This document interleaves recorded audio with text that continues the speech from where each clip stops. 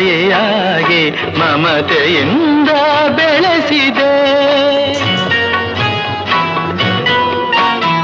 ತಂದೆಯಾಗಿ ತಾಯಿಯಾಗಿ ಮಮತೆಯಿಂದ ಬೆಳೆಸಿದೆ. ಬಿಸಿಲು ಮಳೆಗೆ ನರಳದಂತೆ ನಿನ್ನ ನೆರಳಲಿ ಸಲಹಿದೆ. ಆ ಪ್ರೀತಿಯ ಮನ ಮರೆವುದೇ.